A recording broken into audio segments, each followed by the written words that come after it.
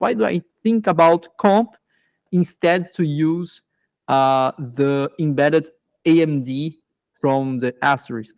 You know, uh, the AMD from Asterisk is based on some technologies that are very traditional, that are very oriented to signals and tones and some frequencies, and they are not very appropriate to some challenges that the carriers require to have some great accuracy.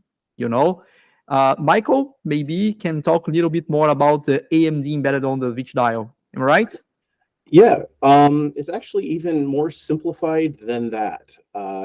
The built-in Asterisk answering machine detection is literally just listening for sound and silence.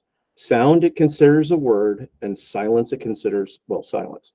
So it is counting the number of words, and based off of a few parameters, including like the initial amount of silence, the number of words spoken, stuff like that, it determines whether it's an answering machine or not. There's very little like frequency processing or anything like that.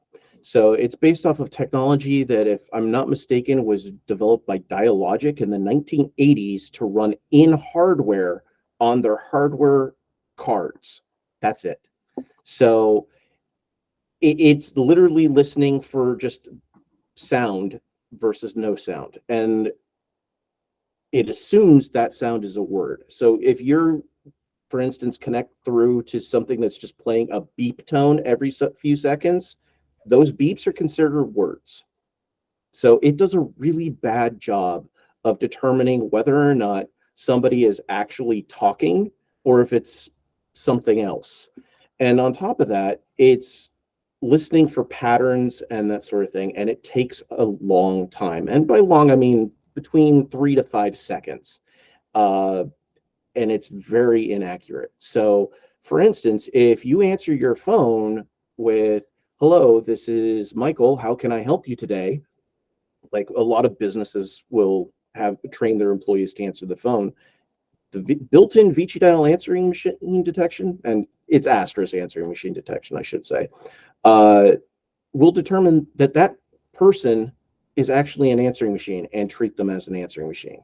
So it's really not sophisticated at all in comparison to Khomp's solution, which, as I'm sure Igor will point out, is very sophisticated.